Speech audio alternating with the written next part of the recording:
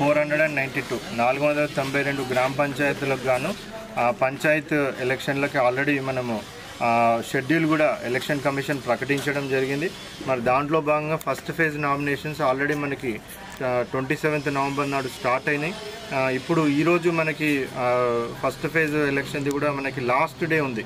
So ఈ రోజుకి మనకి మొత్తం కూడా అన్ని నామినేషన్స్ ఫస్ట్ ఫేజ్ వాళ్ళది మనకు కంప్లీట్ అయితే మన ఫస్ట్ ఫేజ్లో సుమారుగా 160 గ్రామ పంచాయత్స్ 1402 వార్డ్స్కి కూడా మనకి ఎలక్షన్ జరుగుతూ ఉంది. దాని నామినేషన్ చివరి తేదీ ఈరోజు.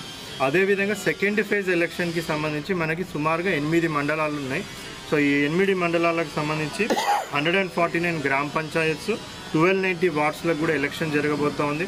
మరి ఇప్పుడు మనం నిజాంపేట్ మండల్లో ఇక్కడ ఎలక్షన్ ప్రిపేర్నెస్ ఎట్లా ఉందని చూడడానికి రావడం జరిగింది. దీనికన్నా ముందు రామాయంపేట కూడా వెళ్ళడం జరిగింది.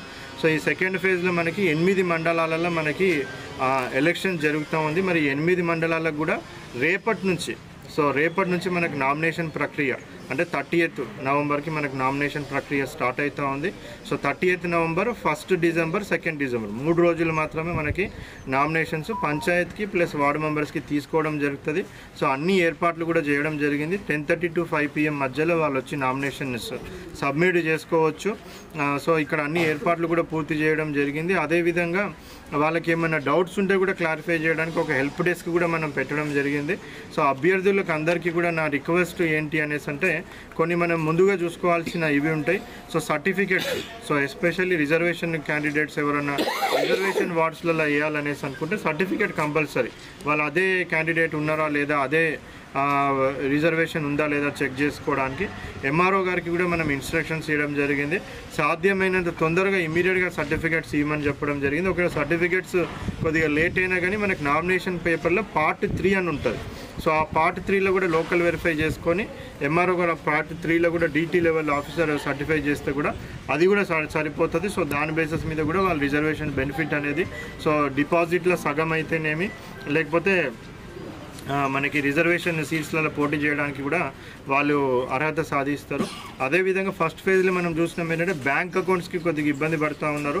సో కంపల్సరీ ఎలక్షన్ కమిషన్ నిబంధన ఏంటంటే కొత్త బ్యాంక్ అకౌంట్ ఓపెన్ చేయాల్సిందే. సో వార్డ్ మెంబర్గా పోటీ చేసినా కానీ సర్పంచ్గా పోటీ చేసినా కానీ కొత్త బ్యాంక్ అకౌంట్ ఓపెన్ చేసి అన్ని ట్రాన్సాక్షన్స్ ఖర్చులన్నీ కూడా అదే బ్యాంక్ అకౌంట్ ద్వారా ఖర్చులన్నీ కూడా చేయాల్సిన అవసరం ఉంటుంది. సో కాబట్టి అందరు కూడా కొత్త బ్యాంక్ అకౌంట్ ఓపెన్ చేసుకోవాలని కూడా విజ్ఞప్తి చేస్తూ ఉన్నాం. అదేవిధంగా మనం అందరు బ్రాంచ్ మేనేజర్స్కి కూడా మనము అందరికి ఇన్స్ట్రక్షన్స్ ఇవ్వడం జరిగింది. ఎవరైతే నామినేషన్ కోసం బ్యాంక్ అకౌంట్ ఓపెన్ చేస్తారో వాళ్ళకి ప్రియారిటీ బేసిస్ మీద ఒకటే రోజులో అకౌంట్ ఇవ్వాలని కూడా వాళ్ళకి ఇన్స్ట్రక్షన్స్ ఇవ్వడం జరిగింది. సో అదేవిధంగా పోస్టల్ బ్యాంక్ అకౌంట్ కూడా ఓపెన్ చేసుకోవచ్చు. సో మనం ఓన్లీ గవర్నమెంట్ బ్యాంక్స్లోనే చేసుకోవాల్సిన అవసరం లేదు. Even postal bank account open చేసుకున్నా కానీ ఈ పోస్ట్ ఆఫీస్లో అది కూడా మనకు చెల్లుబాటు అవుతుంది. సో నో డ్యూ సర్టిఫికేట్ ఏమైనా గ్రామ పంచాయతీకి బకాయిలు లేకుండా చూసుకోవాల్సిన అవసరం కూడా ఉంటుంది. సో ప్రపోజర్ కానీ క్యాండిడేట్ కానివ్వండి వాటి అన్నిటికీ కూడా మళ్ళీ మనం పంచాయత్ సెక్రటరీ ఇన్స్ట్రక్షన్స్ ఇచ్చి స్పెషల్ డ్రైవ్ పెట్టి కూడా ఎవరెవరైతే అభ్యర్థులు ఉంటారో వాళ్ళకి నో డ్యూ సర్టిఫికేట్ కూడా తొందరగానే వచ్చే విధంగా కూడా ఏర్పాట్లు చేయడం జరిగింది. సో మొత్తానికి అభ్యర్థులందరికీ ఎవరికైనా ఏమైనా డౌట్స్ ఉంటే కూడా ఎంపీడీ ఆఫీస్కి రండి, ఇక్కడ క్లారిఫికేషన్ తీసుకోండి ఇక్కడ హెల్ప్ డెస్క్లో.